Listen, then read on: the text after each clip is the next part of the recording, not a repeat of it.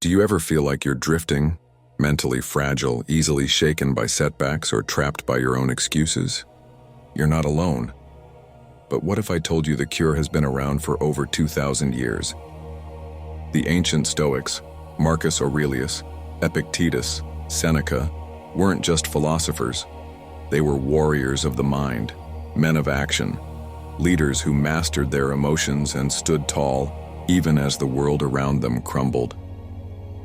In today's world of constant distractions, weak habits, and victimhood culture, we need Stoicism more than ever. Because weakness isn't just physical, it's mental. It shows up every time you procrastinate, give up too soon, or let fear dictate your path. And unless you kill that weakness at its root, it will control your life. This video isn't just another motivational speech, it's a roadmap. We're going to walk through 12 powerful Stoic lessons that forged some of the most mentally tough humans in history. These aren't abstract ideas. They're actionable principles you can use to harden your mind, reclaim your discipline, and build a stronger, wiser, and more fearless version of yourself.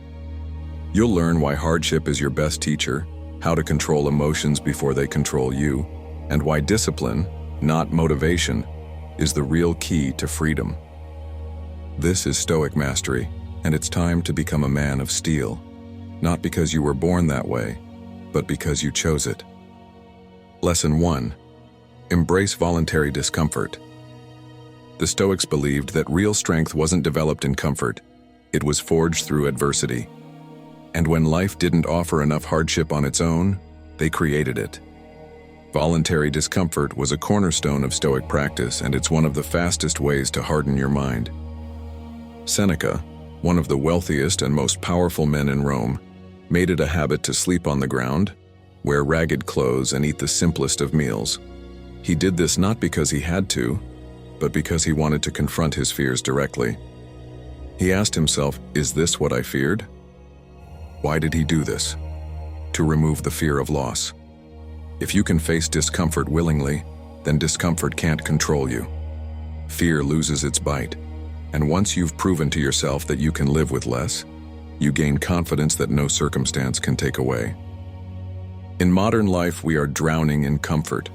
We chase convenience, avoid difficulty, and build lives insulated from hardship.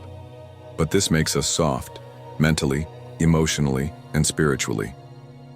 A Stoic understands that true growth only comes when we challenge ourselves. So how can you practice voluntary discomfort? Take cold showers, fast for a day, walk instead of drive, sleep without a pillow, wear plain clothes, turn off your phone for 24 hours. Do something small each day that stretches your tolerance for discomfort. The goal isn't self-punishment, it's strength. When you willingly choose what others avoid, you train your willpower like a muscle. Each repetition makes you stronger, more resilient, more immune to chaos. Epictetus said, "Difficulties are things that show a person what they are. Voluntary discomfort is how you find out. You discover your limits, and then you push them further. And when real adversity strikes, as it inevitably will, you'll be ready. You'll have built an identity rooted not in ease, but in discipline. You won't panic. You'll act. So don't wait for hardship to find you. Seek it out in small, intentional ways. Embrace it. Learn from it. Let it refine you. Because only through discomfort can you become unbreakable." Lesson 2. Focus only on what you can control. One of the core teachings of Stoicism is understanding the difference between what is within your control and what is not. Epictetus put it simply, "Some things are up to us, and some things are not." This distinction, when fully understood and practiced, is one of the most powerful ways to eliminate weakness and cultivate inner strength. So what exactly is within your control? Your thoughts, your actions, your values, your effort. These are yours, and no one, not circumstance, not society, not fate, can take them from you. What's not in your control?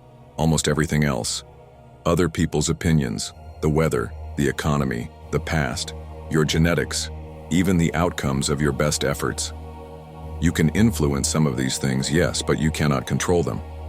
And this is where most people go wrong. A weak man spends his life trying to manipulate the uncontrollable. He rages when others don't treat him how he wants. He complains when things don't go his way. He lives in a constant state of stress and frustration because he's focused on the wrong things. The Stoic man does the opposite. He focuses entirely on what he can control and lets go of the rest. He takes full ownership of his thoughts and behavior. When someone insults him, he doesn't take it personally. When a plan fails, he adapts. When tragedy strikes, he mourns. But he doesn't collapse. This mindset shift is transformative. You become calmer, sharper, stronger. You stop reacting emotionally to things beyond your reach and start responding powerfully to the things within your grasp. Try this. The next time you feel stress or anger, pause and ask, is this within my control? If it's not, release it. If it is, act on it with purpose and clarity. Marcus Aurelius wrote, "You have power over your mind, not outside events. Realize this, and you will find strength." This lesson is simple to understand but hard to master. It requires daily practice, but the more you live by it, the more unshakable you become. Focusing on what you can control builds discipline, reduces anxiety, and develops true freedom. Because once you realize that your happiness depends not on outcomes, but on your responses, you become invincible. So let go of what doesn't belong to you. Own what does. Because a man who rules himself needs nothing else to rule the world. Lesson 3. Turn obstacles into opportunity. The Stoics had a phrase that shaped their entire philosophy: the obstacle is the way. Marcus Aurelius, the Roman emperor, wrote, "The impediment to action advances action. What stands in the way becomes the way." To the Stoics, hardship wasn't a problem, it was a path. Most people avoid challenges. When something goes wrong, they complain or collapse. But the Stoic sees every difficulty as a training opportunity. Pain isn't punishment, it's preparation. Let's say you lose your job. That's a devastating obstacle, but a Stoic reframes the moment. What can I build from this? What strength can I gain? What new doors might this open? It's not naive optimism, it's trained resilience. Seneca said, "Difficulties strengthen the mind as labor does the body." Resistance is what develops your character. A life without obstacles leads to stagnation. But one filled with adversity, met with wisdom, leads to transformation. To practice this principle, you need to rewire how you interpret failure. Instead of thinking, "Why me?" ask, "What is this teaching me?" Instead of resisting, engage. Accept the challenge. Let it refine you. Here's a practical method. Each time you hit a wall, write it down. Label the obstacle clearly. Then list 3 possible opportunities hidden within it. This practice forces your brain to shift from victim to warrior, from helpless to strategic. Marcus Aurelius faced war, betrayal, and plague. He could have given in to despair. Instead, he wrote reflections that still guide us 2,000 years later.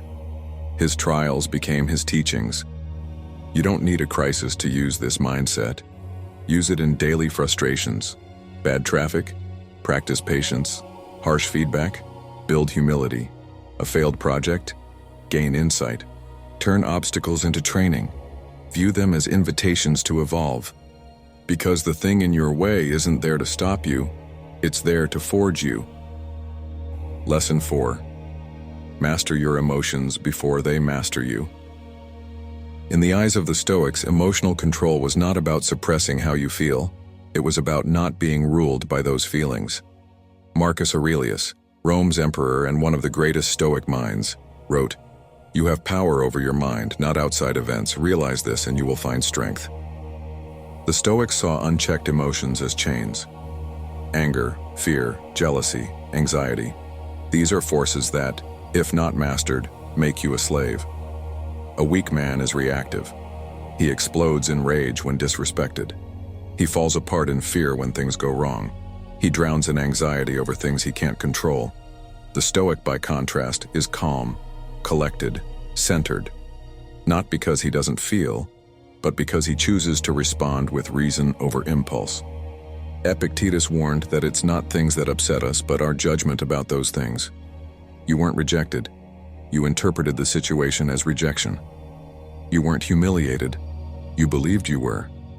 Emotional mastery begins by separating what happened from the story you tell yourself about it. So how do we begin to master our emotions? First, create space. When a wave of emotion hits, pause. Don't act. Don't react. Just breathe.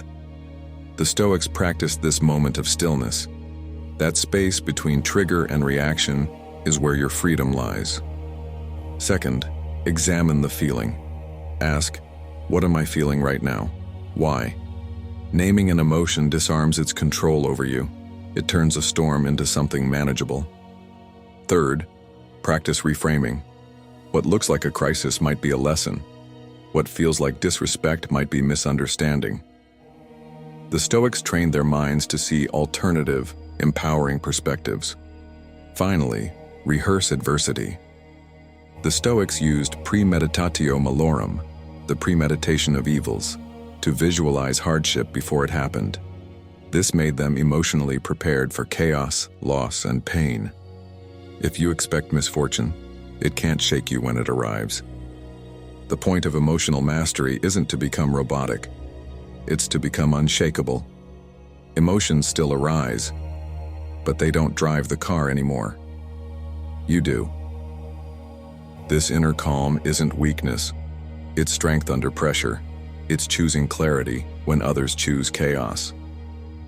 In a world that teaches emotional indulgence, Stoicism teaches emotional discipline. And here's the real power. When you master your emotions, you gain control of your life. You stop being manipulated by others.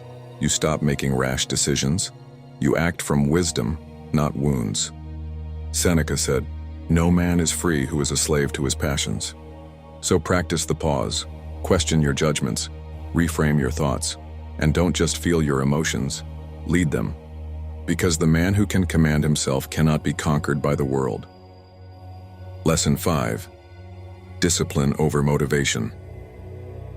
The Stoics knew something that modern culture often gets wrong. Motivation is fleeting. It comes and goes like the weather. Discipline, on the other hand, is reliable. It's what remains when motivation disappears. Epictetus said, "No great thing is created suddenly." He understood that achievement is not the result of momentary inspiration, but of consistent action, especially on the days you don't feel like it. A weak man waits for motivation. He delays, procrastinates, and tells himself he'll act when he feels ready. A Stoic man acts regardless of how he feels. Why? Because he made a commitment to himself, and he honors that commitment daily. Discipline isn't about being perfect. It's about showing up, again and again, even when it's hard. Marcus Aurelius wrote, "At dawn, when you have trouble getting out of bed, tell yourself, 'I am rising to do the work of a human being.'" That's the Stoic mindset. You don't get out of bed because you're motivated. You get out because it's your duty, because it's who you are. So how do you cultivate Stoic discipline? First, create structure. Set routines. Define your priorities. A disciplined life is not chaotic. It's intentional. The Stoics valued order, and they lived by principle, not impulse. Second, embrace discomfort. Discipline often means doing the hard thing when an easier option is available. Skipping the dessert, finishing the workout, staying off your phone. Each act of resistance is a small victory. Third, track your behavior. Seneca encouraged self-examination. At the end of each day, reflect. Did I act according to my values? Where did I slip? Where did I stay strong? This builds self-awareness, and self-awareness feeds discipline. Fourth, detach from results. A Stoic does not obsess over success or failure. He commits to the process. He shows up, does his best, and lets the outcome take care of itself. That's real power. You may not always feel inspired, but you can always act. Discipline is your anchor. It turns chaos into order, dreams into achievements, and weakness into strength. So stop waiting to feel ready. Stop hoping you'll be motivated. Do what needs to be done, especially when it's difficult.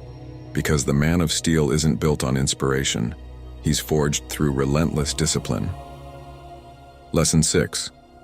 Practice negative visualization. One of the most powerful tools the Stoics used to build mental toughness was a practice called premeditatio malorum, the premeditation of evils. In simple terms, it means imagining the worst-case scenario before it happens. This may sound grim, but it's not about pessimism. It's about preparation. Seneca said, "He robs present ills of their power who has perceived their coming beforehand." When you visualize what could go wrong, you strip fear of its surprise. Think of it like training.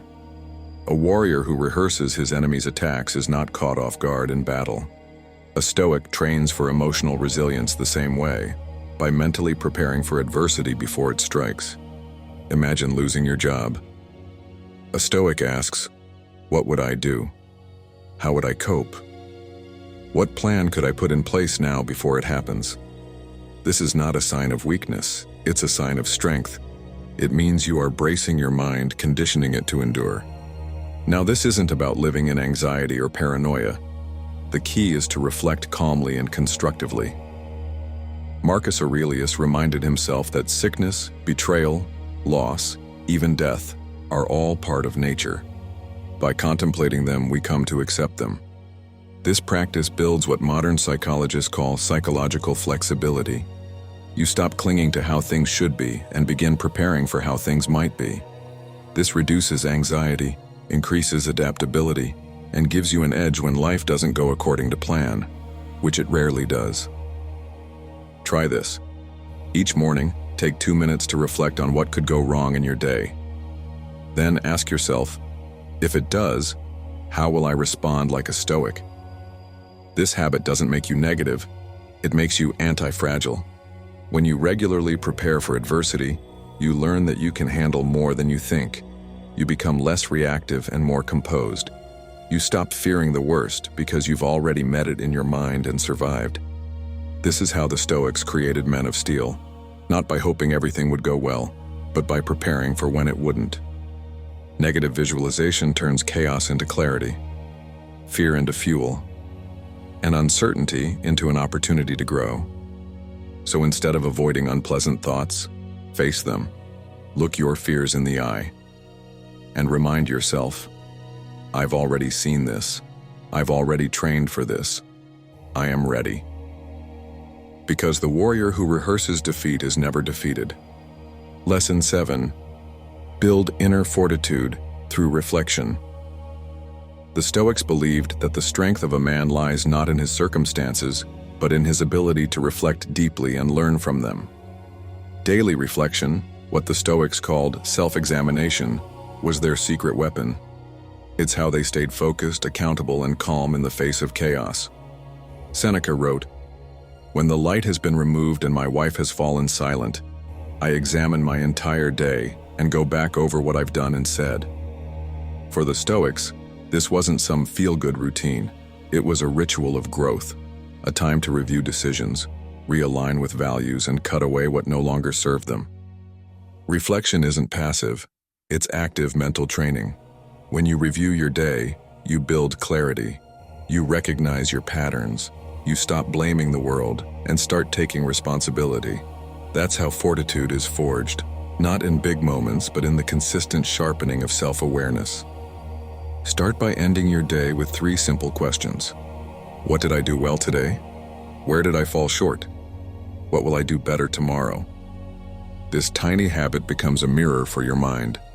Over time, you'll start to see the small, hidden weaknesses, the excuses, the emotional reactions, the lack of follow-through, and you'll correct them, one day at a time.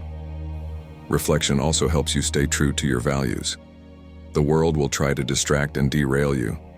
But when you reflect regularly, you remind yourself who you are and what you stand for. That's powerful. Journaling is one of the most effective Stoic tools for this. Write it down. Be honest. Don't edit yourself. The page is your accountability partner. Without reflection, progress is guesswork. With it, progress becomes intentional. You build mental resilience by watching yourself like a disciplined coach, not to criticize, but to refine. So if you want to be unshakable, start with reflection, because when a man knows himself, nothing can break him. Lesson 8. Control desires before they control you. Desire, according to the Stoics, is one of the most dangerous forces a man can face, not because wanting something is bad, but because unchecked desire makes you a slave. Whether it's wealth, power, status, or pleasure, when desire rules you, freedom disappears. Epictetus warned, freedom is not achieved by satisfying desire, but by eliminating it. That's a radical idea in today's world, a world driven by consumerism and indulgence, where we're constantly told that more is better, and happiness lies just one purchase or achievement away. But the Stoics knew better. They understood that desire, when not examined, leads to suffering. You want something badly, promotion, admiration, luxury, and then what? You become anxious, impatient, envious, and if you don't get it, you fall apart. Even if you do, the satisfaction fades, and new desires take its place. A Stoic man cuts through this illusion. He questions every craving. He asks, do I need this, or do I just want it? He understands that true contentment comes from within, not from external possessions. To control desire, practice voluntary simplicity. Choose less even when more is available. Skip the impulse buy. Walk away from unnecessary luxuries. Train your will to override your wants. The less you need, the freer you become. Seneca, despite his immense wealth, often lived as if he had none, not out of guilt, but out of discipline. He wanted to prove to himself that he could live without the very things others chased desperately. This mindset isn't about deprivation, it's about sovereignty. You rule yourself rather than being ruled by fleeting urges. You become calm, clear, and powerful, not swayed by trends, status, or shallow pleasures. Here's a challenge. For 1 week, fast from something you normally indulge in. It could be sugar, social media, entertainment, or spending. Observe your mind. Witness how desire tugs at you. Then remind yourself, I am not my cravings. I choose what I pursue. When you master desire, you become dangerous to a society built on manipulation. You think for yourself. You act with intention. And most importantly, you stop chasing and start leading. Because the man who needs nothing cannot be controlled. Lesson 9. Live according to nature. To the Stoics, living a strong and meaningful life meant living in alignment with nature. But what does that really mean? It's not about hugging trees or retreating to the woods. Living according to nature in Stoic terms means understanding your human nature, your reason, your virtues, and your role in the universe, and aligning your actions accordingly. Marcus Aurelius put it this way: what is your art? To be good. For the Stoics, human nature is defined by our ability to reason, to cooperate, to rise above base instincts. Living according to nature means using your reason to govern your desires, control your impulses, and live with integrity.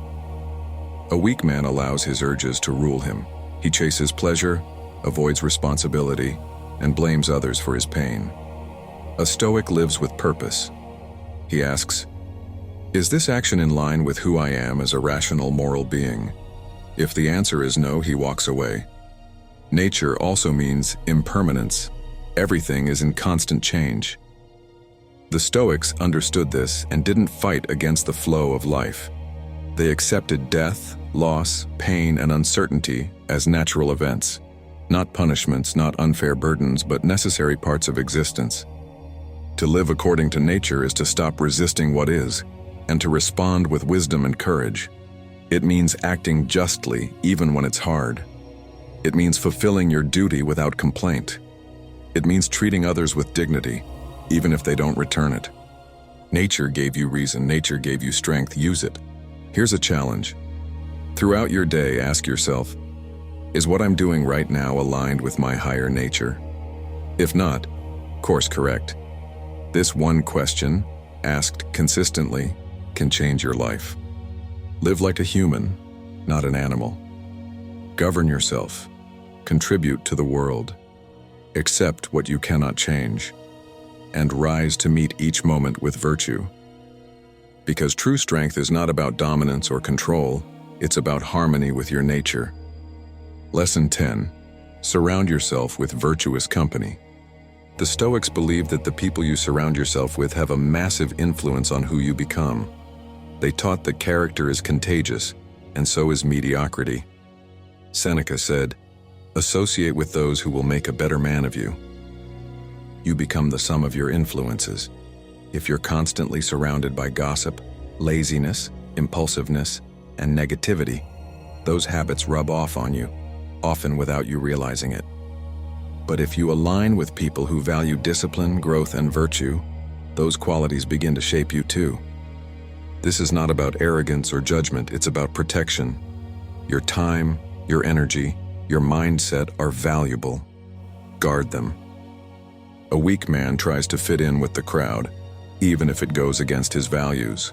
A Stoic man chooses his circle deliberately. He doesn't fear solitude because he knows it's better to walk alone in virtue than to walk with many in vice. But surrounding yourself with the right people doesn't mean only physical proximity. In our digital age, your circle includes the books you read, the videos you watch, the voices you listen to. Marcus Aurelius surrounded himself with the wisdom of great teachers even in solitude by reflecting on their lessons in his journal. Here's a practice. Audit your environment. Who do you spend the most time with? Do they uplift you or drag you down? Are your conversations meaningful or mindless? Be honest, and then make changes if needed. You don't need to cut everyone out of your life, but you do need to lead by example. Be the Stoic in the room. Elevate others by showing what strength and wisdom look like. That's how true influence works. And when you find someone who lives with integrity, humility, and discipline, learn from them. Ask questions, study their habits, make them part of your inner circle. Because iron sharpens iron, and the man of steel is not shaped in isolation, but in the fires of meaningful association. Surround yourself with greatness and you will rise to meet it.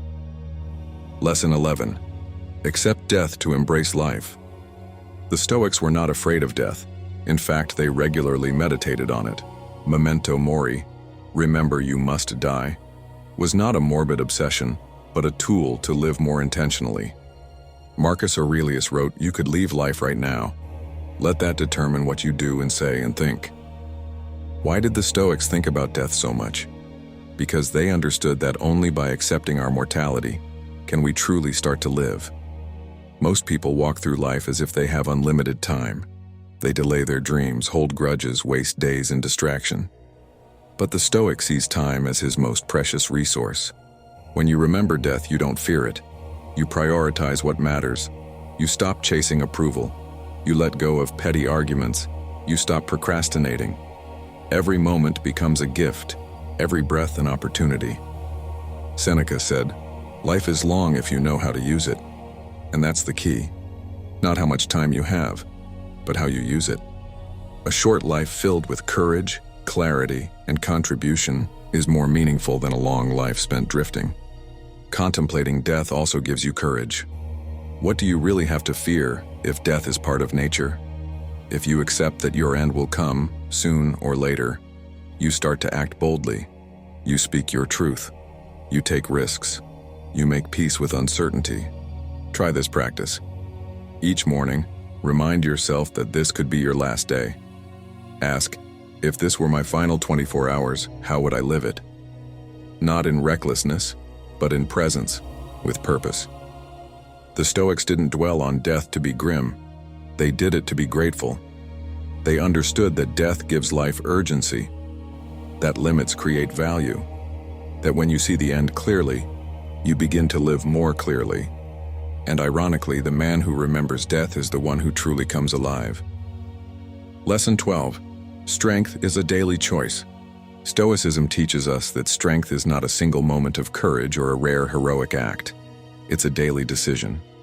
It's forged in the small, unseen choices you make every day. Strength isn't built in dramatic moments, but in quiet discipline repeated with intention.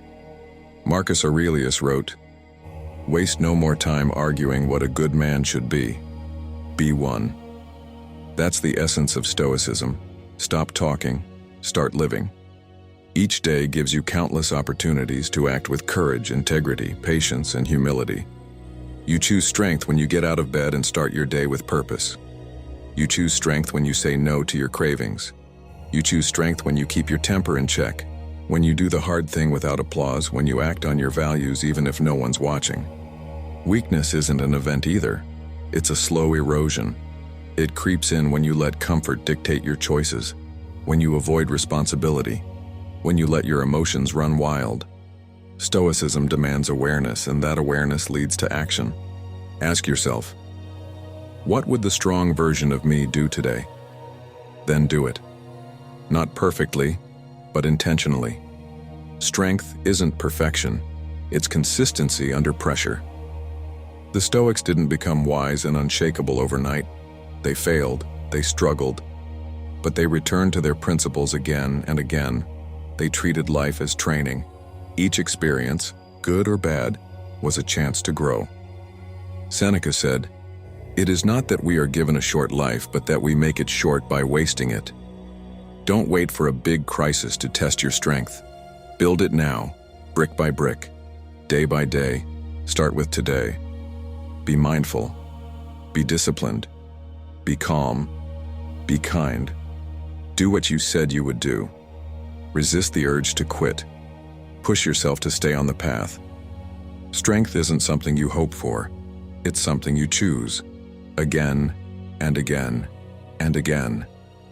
Because becoming a man of steel isn't about one defining moment. It's about who you decide to be every single day. If you found strength, wisdom, or clarity in this video, don't let it end here. Hit that like button to show your support, and subscribe to Stoic Mastery for more content that will fortify your mind and transform your life. Comment below. Which Stoic lesson hit you the hardest? And which one are you committed to applying today? Share this video with someone who needs to hear it, someone who's ready to rise, grow, and become unshakable. And remember, real transformation doesn't happen overnight. It happens one disciplined day at a time. So stay strong, stay grounded, and we'll see you in the next video.